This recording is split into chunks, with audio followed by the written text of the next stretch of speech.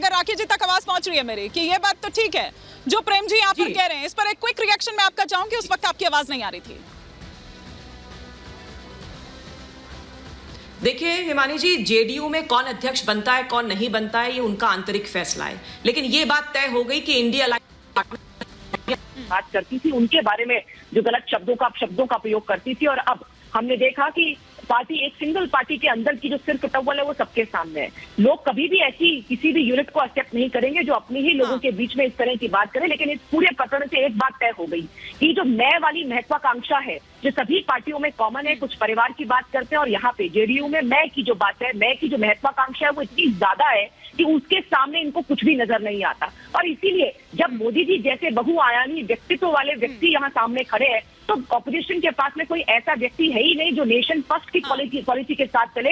यहाँ तो खुद मेरा परिवार मैं चले, यहाँ तो खुद मेरा परिवार मैं सबसे पहले की पॉलिसी पे चलते हैं जो जनता ने पूरी तरह से नकारेंगे। हम जब 2024 में जाएंगे तो इंडिया अलायंस की बार बार अभी बात हो रही थी कि हमें उससे कोई फर्क नहीं पड़ता, हम रिपोर्ट कार्ड के साथ जाएंगे। जैसे मध्य प्रदेश में 18 साल से ऊपर के शासन के बाद भी कैसे एंटी इनकम्बेंसी को प्रो इनकम्बेंसी में कन्वर्ट किया जाता है। भारतीय जनता पार्टी घटनाक्रम से पहले कुछ हलचल भी बढ़ रही है यहाँ पर, लेकिन इस घटनाक्रम 24 में भी ऐसा। राखी जी आप लोग जरूर ये कह रहे हैं कि उनका ये अंदरूनी मामला है, इससे कोई फर्क नहीं पड़ता है। तो ये बताइए कि सम्राट चौधरी इतने एक्टिव क्यों हो गए और सम्राट चौधरी को दिल्ली क्यों बुलाया गया है?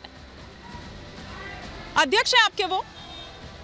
देखिए पार्टी बिहार के गतिविधियां आप देखिए, लोकसभा चुनाव हमारे सामने है। हर चुनाव को चुनौती की तरह हम लोग काम करते हैं और आदरणीय मोदी जी ने जब राष्ट्रीय कार्यकारिणी की बैठक थी तब भी ये बात कही थी कि 2019 के जो रिजल्ट्स थे हमारे उससे बेहतर परफॉर्मेंस करेंगे। और परफॉर्मेंस किस बेसिस पर?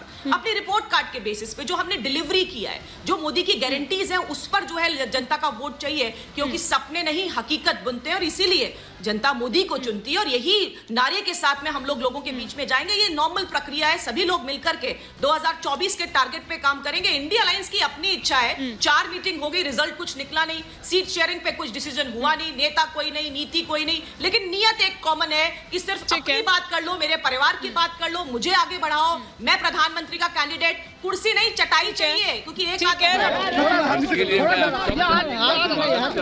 नहीं होगा यार, आप निश्चिंत रहो।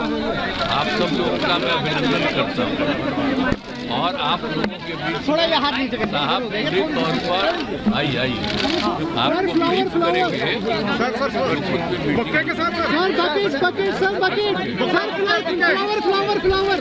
फ्लावर हो गया एक बार नहीं ये हो रही थी तो हमने स्वीकार कर लिया है। फिर हम